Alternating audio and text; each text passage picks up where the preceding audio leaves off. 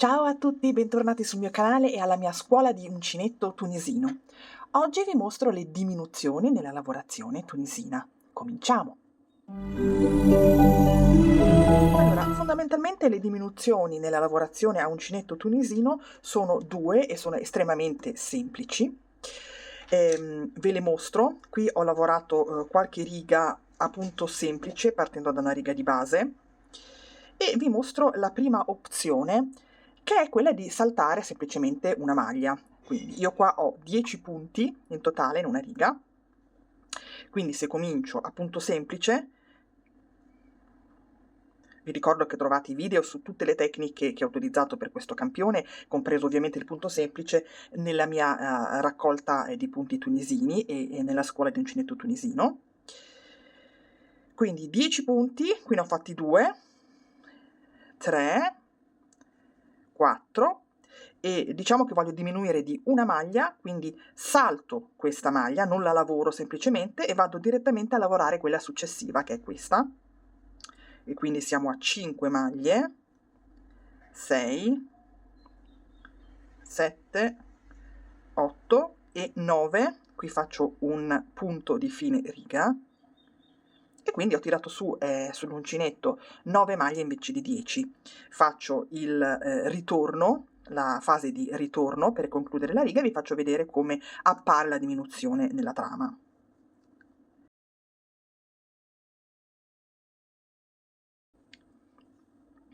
Ecco qua. Allora, qui adesso dovrei lavorare qualche riga in più per farvi vedere, ma diciamo che solitamente è un tipo di diminuzione che io per esempio non uso mai, perché rischi sempre di creare comunque un effetto piuttosto visibile, una specie di buchino nella trama, però dipende dal punto utilizzato e dipende da ciò di cui si ha bisogno di volta in volta, no? Adesso lavoro un'altra riga per mostrarvi ancora meglio questa diminuzione e andiamo alla successiva. Quindi qui mi fermo un attimo e ci vediamo tra una riga. Eccomi qui. Allora ho lavorato un'altra riga, qui è la diminuzione. Sì, non è brutta la trama, soprattutto lavorando con questo filato piuttosto grosso e appunto semplice. Si vede che qui manca un punto lavorato, però insomma è una diminuzione. Si vede anche che il campione sta prendendo una forma diversa da quella, diciamo, tipica. E bene, andiamo a vedere il secondo metodo per diminuire, che è quello standard più usato, che è questo. Allora io lavoro sempre qualche punto, normalmente supero la diminuzione di prima e praticamente per diminuire io inserisco l'uncinetto sotto 2 maglie contemporaneamente, così, lavorandole come se fosse una sola. E questa è la diminuzione cosiddetta standard.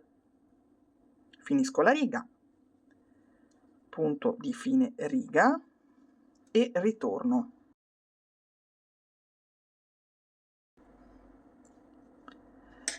Ecco qui, questa è la mia diminuzione. Lavoro un'altra riga per farvi vedere come appare.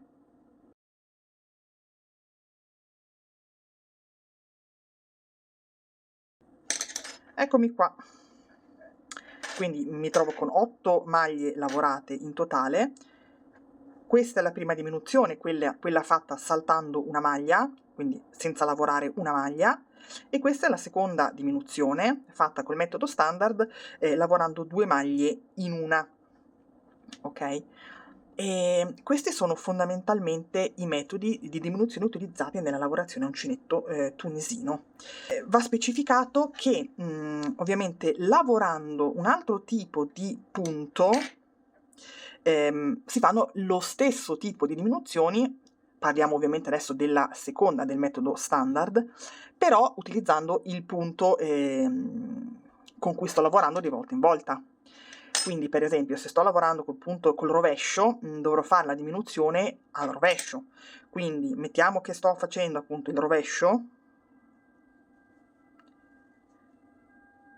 lavoro le mie maglie a rovescio e quando arrivo al punto in cui devo fare la mia diminuzione inserisco sempre l'uncinetto sotto 2 maglie insieme, ma faccio la diminuzione, faccio il punto in sé a punto rovescio, e qui ho fatto la mia diminuzione. Ora, lo stesso si può dire di altri punti abbastanza semplici, o diciamo basici, come il punto maglia,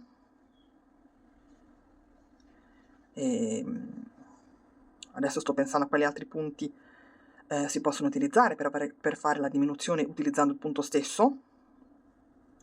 Allora, qui c'è la diminuzione, forse ecco, è meno visibile col punto rovescio. Per esempio il punto maglia, attenzione, il punto maglia che si fa in questo modo, inserendo l'uncinetto tra le due barrette verticali, frontale e posteriore. Se voglio fare una diminuzione, io identifico le due maglie da lavorare insieme e devo inserire l'uncinetto attraverso le due barrette verticali del primo punto e del secondo, così, e si crea la mia diminuzione.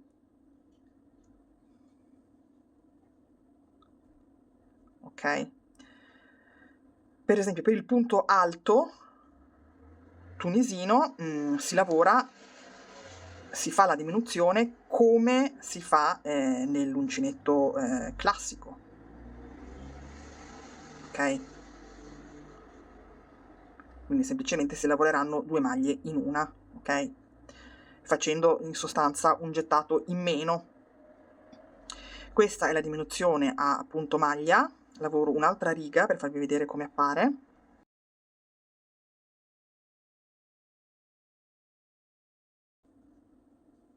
Ecco qua, non so se si vede bene.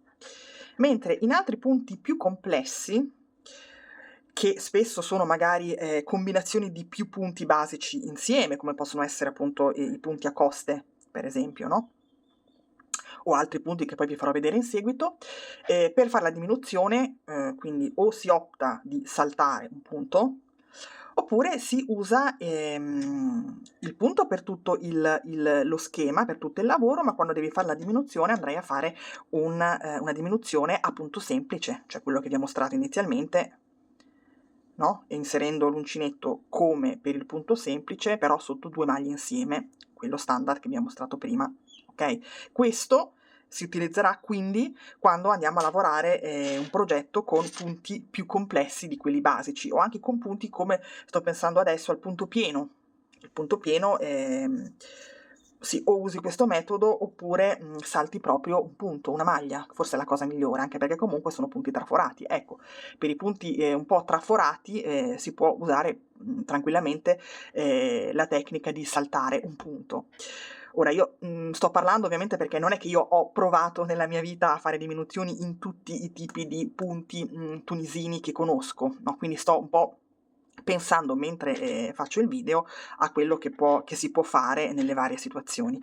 Però sostanzialmente quello che vi ho mostrato oggi, ovvero il metodo di saltare un punto nella lavorazione o di lavorare due maglie insieme, che è il classico metodo di diminuzione in tutti i generi di lavorazione a maglia, sono quelli che vengono maggiormente utilizzati anche nella lavorazione a uncinetto tunisino.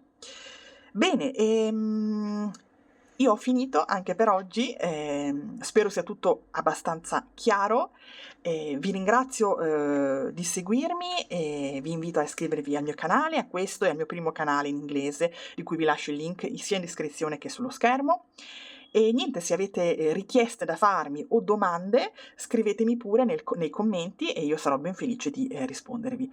Dunque, alla prossima, bye bye!